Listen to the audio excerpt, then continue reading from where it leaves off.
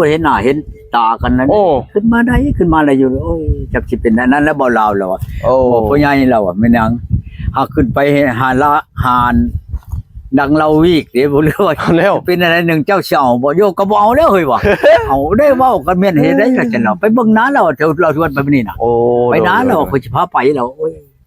จักเขียนได้ผู้นี้ก็บ่โทรมาแต่เบียงหน่อยสิลงไปเด้อตู้เด้อบ่พ่อใหญ่อยากถอยแล้วบ่กับผู้สาวหรือเป็นจังได๋พ่อใหญ่โยมันเชียร์หลายแหละมันก็อันนั้นแหละร่วมเบิดเท่าไรแหละพ่อใหญ่ผู้ไปลิ้นนำบ่ได้ร่วมเบิดเลยนี่แต่ไปลิ้นบ่ได้นี่มันก็เบิดแล้ววัง30 ล้านเว้าแจ้งๆแล้ว30 ล้านนี่เชียร์ไปปะเป้านี่บ่มีหยัง30ปลายผู้บ่จักนำพ่อใหญ่จะเรื่องว่า30ปลายก็ยังบ่ฮู้อันตัวนี้น่ะเชียร์หลีได้บ่แม่นนั่นได้เชียร์บ่อนเล็กบ่อนน้อยแล้วหลายบ่อนเลยเอ้ยก็ยังได้พอแต่งอยู่ยังมีเงินอยู่เนาะคันเชนบาทเขายังแต่งเอาได้บ่ได้ว่าโตเชนบาทค่อยนี่ลูกค่อยยังได้เชนนึงเอามาโลดบ่มีหยังเอาแต่เงินเชนค่อยไปมู่ให้ก็ได้อยู่ฮักคะแนนว่าค่อยมักนั่นบาทนี่นั่นค่อยบ่เว้าหลายความได้ค่อยไปทิ่มให้แม่เฒ่าโลดบ่มีก็สิยืมเอาชำนั่นได้ค่อยคือเห็นอยู่ดอกกันชำเมียชำนั่นน่ะโอ้ยคนบ่ได้อุกแหละคันว่าค่อยมักนะอันเล่ร่อนแล้วบาดนี้คือกันที่ผ่านมาน่ะคือกันกับบัวเรามาแต่เวียงนี่เราว่าโอ้ยเราว่าตัวนี้บ่เป็นเฮือนดอกพ่อใหญ่เอ้ยบ่เป็นแท้เราแท้ลีโลดอันเครื่องอันนี้นั่นไผอยากเอาไปลองมึงก็ลองโลดคันบ่มานํนั่นมาเอาโลดนาข่อยนี่อันเครื่องข่อยนี่นั่นว้าตะปานนั่นเห็นบ่มอนชมผิดนี่คนบ้านบางเฮงนี่เอาไปนี่โอ้เอาไปฮ้อนแล้วได้ชี้มือแหละไปมันก็โถๆคนบ้านใกล้ๆกันได้บ้านนั้นนี่บ่อแก้วนี่อันผู้ชาวนั่นโอ้มันพลาดใจกับมาน้ำมันเลยเด้ย่าเรื่องของไผของมันเอามาโลดคอยน้ำโมเครื่องดีเลยนะพ่อใหญ่เนาะเชื่อมันแล้วเครื่องอันนี้นะบ่พ่อใหญ่เอามาแล้วอยู่น้ำเลยบ่เครื่องนี่มันเห็นบ่เอา6 เดือนนึงบ่กุ้มได้นะกุ้มได้6 เดือนก็เจ้าเช็ดอะไรก็เฮ็ดได้แหละใน6 เดือนน่ะผู้ได้ลูกหนึ่งพ่อใหญ่ได้ลูกนึงคือกันกับเมียข่อยบ้านกังนี่แหละนี่ก็บ้านอยู่มื้อนี้ก็ข่อยก็เรียกว่าผู้ใดโทรมาหึงเติบแล้วข่อยไปเบิ่งเบอร์มันหั่นเบิ่งตูบ1เบอร์อ้ายหั่นเบอร์อ้ายโทรมาเพิ่นโทรมาเดี๋ยวนี้บ่เดี๋ยวนี้ข่อยโทรหาอ้ายน่ะก็เปิดกล้องเบิ่งกับอ้ายมันเองเห็นบ่ไม่อ้ายอยู่บ้านบ่ผู้สาวอยู่บ้านกลางโทรมาหาพ่อใหญ่อีกบ่เดี๋ยวนี้ฮะเมียน่ะบ่เมียน่ะผู้ได้ลูกหนึ่งอ่ะบ่แม่นผู้สาวเด้เนื้อใดพ่อใหญ่คือว่าจะคิดโทรมาหาพ่อใหญ่บ้านนี่เป็นเนื้อใดบ้านเอามันมานโอ้ได้กินปัจจัยบ้านบ่กินควายว้ามานเขาบ่แม่นว่ามานนั้นอันนั้นเขาว่าบ่มีพ่อเจ้าบ่มีผัวเมื่อแล้วก็บ่ได้อยู่น้ำพ่อเฒ่าไม่เฒ่าผู้เพื่อนทำอันบนคนเมียนรถไถนี่เฉพาะไก่โอ้ยผู้ดูแลกันอยู่หากแต่ว่าขึ้นเฮือนพ่อเฒ่าไม่เฒ่าบ่ได้เฮือนจะปอดแต่8นะบ้านนั้นโอ้ยชำเล่าเข้านี่อันขึ้นอยู่น้ำพ่อเฒ่าแม่เฒ่าพ่อแม่บ่ได้ไดกันป้าปัวเมื่อแหละเป็นนั่นฮีเขานั่นฮีดเขาเนาะพ่อใหญ่เนาะฮีดเขานั่นโอ้ยเอียนเฮงน่ะนะที่ลื่นนี่จักหน่อยนี่เพื่อนมันอยู่กับลูกว่ะน่ะสำเตียงกับผู้ที่บดเตียงอันชื่อน้ำเวียดนั่นไปเอาเมียนหันล่ะกับผู้ที่เตียงกันผู้ที่เต็มโดดเต็มเพื่อนมันผู้ที่นอน2 คนพ่อเมียเนาะพ่อใหญ่บ้านนี่แหละไปแล้วคนก็เชียร์ค่าเตียงก็ล้านนึงมันนี่เขาเฮ็ดเฮือนก็ล้านนึงแล้วก็เชียร์2 ล้านใครแต่แนวเดียวไปเอาอยู่แถวนั้นน่ะบ่มีงัวมีควายได้เบิดหันก็กินแต่หมูกับแบะแต่กี้น่ะมีแต่หมูบัดนี้มันแต่ค่าแบะนี่แบะนี่กินแบะตัวนึงหมูตัวนึงแบะน่ะเขาก็ไล่ราคาล้านนึงหมูก็ล้านนึงเป็นไปว่ากันราคาหัวเขานั่นค่าดองเขานั่นทั้งเถื่อกับผู้10 ล้านผู้8 ล้านแล้วแต่ผู้มันอันนั้นนะบอกพ่อใหญ่อันผู้เพิ่นโทรมานี่เพิ่นท้องเพิ่นอยากโทรมาได้พ่อใหญ่เว้าสิฟังเนาะพ่อใหญ่มันโทรน่ะมันเว้าจังซี่มันว่าข่อยน่ะขอเงินขอทองน้ำเจ้าแหน่เพราะว่ามาเชียร์ช่วยข่อยแหน่ข่อยนั่นเจ้าไล่เบิ่งแต่ข้าข่อยมานี่มันสิถึงจักเดือนออกมานี่แปลว่าข่อยได้ลูกนะมันว่าสินะแล้วเจ้าเบิ่งน้ำเบิ่งไผเบิ่งนั่นเบิ่งนี่เจ้าอยากได้ก็มาเอาลูกเจ้ามันแม่นแท้บ่ลูกข่อย ค่อยว่า อืม แต่โทรมานี่ค่อยหาก็ได้แอนมื้อนี้แหละแอนกันกับเมียน่ะ โอ้ แม่นแอนบ่อันแม่นบ่แม่นเจ้าก็ไล่เบิ่ง อืม ไล่เบิ่งแต่ค่าค่อยมานี่กับมือมันสิออกเดือนสิออกมานี่น่ะมันว่ากับผู้นี้9เดือนแล้วแหละมันว่า อืม เก้าก็ตามชิปก็ยาแล้ว เจ้าก็มาโลดค่อยว่าคันว่าแน่นั่นลีก็มาพี่โลดนี่เอาเงินนั่นคันเจ้าบ่มีแท้ๆก็ยืมเอาเด้อค่อยสิ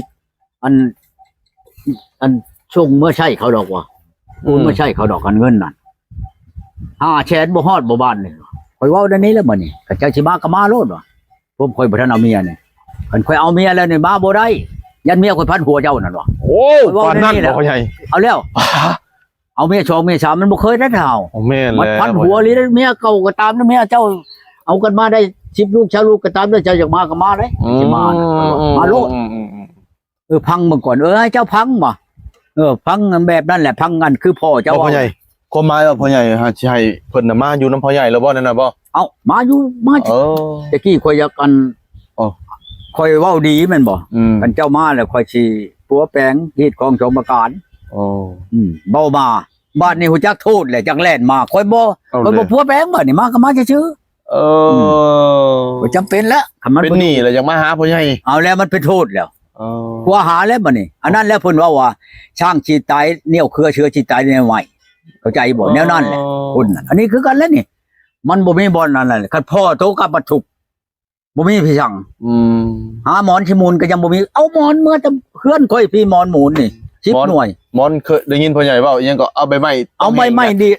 แดกเข้าอันเป่าปุ๋ยนี่มันไปหมุนควักขี้ข่อยว่ามันมันทำใบตอง เนาะพ่อใหญ่ โอ้ยว่าทุกข์ก็ทุกข์เอาแต่เนาะนี่ว่ะ ตายแล้วว่ะไปนั่นพอเท่านั้น อันพอห่มขาดเนี่ยนะเอามาปูให้ข่อยนอนข่อยไปจุด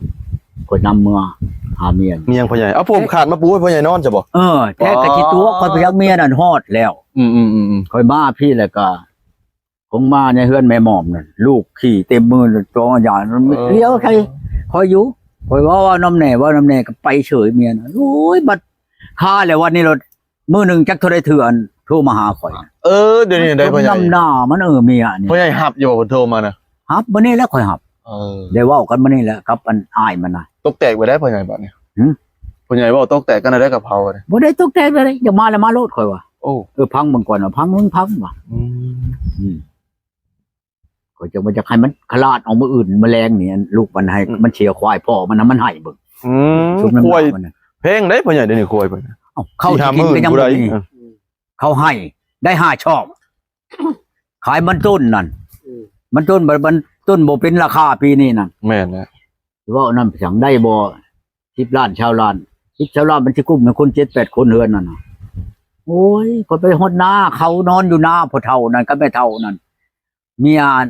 ชามเมียนี่พ่อเฒ่าน่ะผู้ที่3นี่นํกันเดี๋ยวนี้ตะบิดเอาเอื้อยนี่เอาเอื้อยแล้วเอาน้องอีก โอ้ อันคนเงินเอื้อยกับน้องนี่ได้บ่แม่นว่าคนบ่อื่นได้เอื้อยกับน้องนี่เราเอาหมดบัดนี้ล่ะเอาลูกกันน้องเช้าอีกผู้นี่ผู้เราเอาอยู่นี่น่ะเจ้าคนเดียวนั้นเราเอาชามเมียนี่น่ะพ่อเฒ่าน่ะ เอาหลายเมียเนาะ โอ้เอาสมมุติว่าเอ้ยตายเฮาเอานี่เนาะสิเอาน้องนี่คันว่าเอาน้องบ่เอานี่เสียขดองกันเฮาแต่งเอ้ยน่ะคืนให้เอาได้คันบ่เอานั่น โอ้ คันนั้นเว้นจากที่เฮาบ่มักคันเฮาบ่เอาน่ะบ่เป็นหยัง สมมุติว่าเฮาเอาเอื้อยนี่ถ้าว่า เอ้ยตาย เอื้อยตายนี่เฮาเอาน้องได้แม่นบ่ ได้ เขาบ่เอาน้องนี่เชียร์ขะดองให้น้องบ่เอาเนาะ คันว่าน้องบ่มีผัวใดคันน้องมีผัวแล้วก็บ่เป็นหยัง บัดนี้ได้จ้ะพ่อใหญ่บัดว่าเฮาเอาน้องได้จ้ะบัดนี้สมมุติน้องตายเลยเหรอน้องโซเอาเอื้อยได้บ่ เอาเอ้ยได้ โอ้ ค่อยไปเอานี่บ้านอันนี้บ้านไหนเด้อนี่บ้านนั้นยังก็ บ้านยังพ่อใหญ่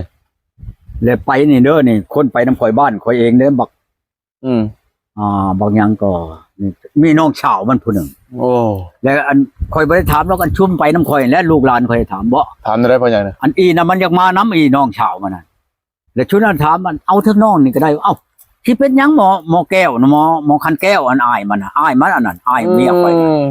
ลูกนะเฮาน่ะ จ้ะ เอ้ากันกุ้มก็เอาเมื่อแล้วเอาเบิดทั้งช่องสิเป็นหยังว่าซั่นน่ะ เราถึงบ่พ่อใหญ่ เราถึงแล้ว แถวชะมวยแถวอันโตอันนี้มันมีแต่เราถึงเบิดแหละ โอ้ มานี่เอาบ่ถึกเช้าสิเป็นหยังวะน่ะ อืม โอ้ยมาหลุดจักข่อยเอามาจากมือบ่คือว่าได้ช่องคืนมันให้จากมือไอ้นั่นก็จากมือ เอาแหละข่อยละมือชงบัดนี่มื้อชงอันเมื่อนอนอยู่ชาละวันนี่อยู่อันบ้านผักชาละวันน่ะคืนนึง อืม เมื่อบัดข่อยบัดอันกับผู้หญิงนี่ข่อยบัดอยากเอาดูในรถเมื่อนั้นรถบ่อยากมืออะไร เอ้าแล้ว แล้วค่อยบ่จักเมื่อแล้วค่อยสิกลับคืนเมื่อหาเจ้าบ่ จักหน่อยเมื่อนี่เจ้าให้เจ้าจะกลับมาพี่อีกยาๆก็เมื่อต้องให้พ่อให้อ้ายมัน เขาหลดติดใจจนเอาดุเนาะพ่อใหญ่ แล้วติดใจที่บ่นี่ โอ้แม่นแล้ว คนบ่ทันได้ผัวจะเถื่อใช่ อืม คนจะจอยน้อยๆดอกบางๆมันนึง คนหยามเลยเนาะพ่อใหญ่เนาะคนเขาหยามได้ เมื่อนอนอยู่บ้านผักที่บัดนี่โย จัดอีกบ่พ่อใหญ่ จัดการเพิ่นอยู่หั่นหลายดอกรถติดใจที่บัดนี่บ่จักเมื่อบัดนี่บ่ค่อยว่าบ่ได้เมื่อ โอ้หยาม เจ้าจักหน่อยเจ้าสิมีความเว้าในนั้นเพิ่นสิลุบหลายปีมาชงเจ้านี่วะ เมื่อมัน โอ้โดย เมื่อฮอดนั้นอ้ายมันแหละก็ของมันอ้ายมันเป็นตำรวจ อืม เขาไปห้องการนั้นเนาะลูกเอ้ยว่าขอเงินอันชิดชอดนี่คืนเลยหรือเอาเราอะ โอ้ มันเป็นอะไรอ้อยคอยรถญาติมันไปผูกคอตายว่ะอันหมออ้ายนั่นยกแต่แม่นเจ้าบ่รักษามันเฮ็ดได้นี่ค่อยมาค่อยไปชิโนเนาะค่อยไปลัดเอาเงินในอันชนามชัยนี่นะเขาเอาเงินมาชงให้ก่อย อืม อันเงินนั้นเมียเบาเวียงเพิ่น โอ้ มื้อนั้นน่ะมาแล้วแต่งเครื่องผู้ย่างออกไปพูดเสือเดินนั้นบ่เจ้ามานี่ว่าบ่ไปใช้ก็สิมือว่า เอาแล้ว เอาแล้ว เจ้าชุไปว่าเราก็ดึงธงมันน่ะคืนมาบัดนี้มาก็ขังเมียนั่นอันนี้ละ โอ้ขังไว้แล้วเนาะพ่อใหญ่ ข่อยก็โทรหาอ้ายมันอ้อเจ้ารักษาน้องค่อยได้ถ้ามันไปปบปวงลวงไปแล้วบ่เห็นแล้วจะไปโทษได้วะ เอาแล้ว บ่ได้เด้อข่อยก็รักษาแล้วบ่น รักษาอีนั่นจนว่าตื่นมาเช้ามาข่อยก็พับเมื่อโลดบ่นี่เมื่อข่อยก็ไปพากกันรถข่อยอยู่ในคิวนี่แหละ อืม ไปนอนอยู่บ้านพักอยู่อันนั้นน่ะคิวรถชลวันน่ะ โดย นอนอยู่หั่นคืนหนึงมื้อเช้ามาก็ต่อยจ้างรถเขาได้บ่นี่จ้างรถจักรช่องคัน เมื่อชงอยู่อัน อืม อันนั้นพุ่นจ้างรถคันละแสน อ๋อตัว ก็ประมาณวังชิปไปหลักนี่แหละจะหันไปหน่อย โอ้ คันละแสนก็จ้างช่องคันช่องแสนแล้วก็เมื่อชงฮอดบ้านฮอดเฮือนมันแหละข่อยก็เว้ากันกับลุงเอาเงินมาชงข่อยนะชงแล้วก็กราบโลดบัดนี้ผู้เดียวข่อยมาแต่พุ่นมันก็บ่ายเลยเด้บัดนี้ข่อยก็บ่มาข่อยก็นอนอยู่บ้านพักกัน บัดนี้บัด อันผู้ชาวบัดนี้ผู้ชาวอันห้านน่ะนะ โอ้ผู้สาวในบ้านพักยังครับพ่อ บ้านพักมันมีเด้บัดนี้ โอ้ มาเคาะประตูปัก เอาแล้ว เขาก็ไขประตูเห็นยังก่อน แล้วมาเนาะพ่อใหญ่ อันคอยสิมานอนนำเจ้า อ๋อเขาบอกว่าญาติเลยพ่อใหญ่ คอยอยากได้ชามแชนว่ะคนเราเทิงดอก งามอยู่บ่พ่อใหญ่ ข้อย งามอยู่ ได้ บ่ ชามแชนว่ะ พ่อใหญ่งามอยู่บ่ ก็งามมาแล้ว อ๋อเขามาเคาะประตูเอาพ่อใหญ่แล้วเนาะพ่อใหญ่ว่าจะได้บัดนี้พ่อใหญ่ คอยเฮ็ดบ่ได้ดอกคอยเมื่อยเขานอนนำอันเมียนั่นคืนนั้นเมื่อคืนเด้ อ๋อนั่น ปัดอีนี่มาเจอแล้วบ่คอยว่าบ่มีเงินแชนหนึงสิให้นอนนำอยู่บ่ได้แชนหนึงช่องชามันว่าบ่ช่องบ่เอาช่องเทื่อได้ลบมา โอ้ พอจีนอนมาคออีกมานะเอานะช่องแชนให้ค่อยช่องแชนบว่าบอช่องแชนบออันนั้นดอกบนอนน้ำดอกว่ะมันก็ลุบไปบันนี้ไม่ชะมอยบ้าเนี่ยพี่ช่างโอ้แนวมันบืดแล้วนั่นน่ะเนาะของเฮานอนอยู่บ้านพักมันก็ไปหาเงินเด้มันก็ไปหาเงิน เจ้าอยู่ทหารในใกล้น่ะ เจ้า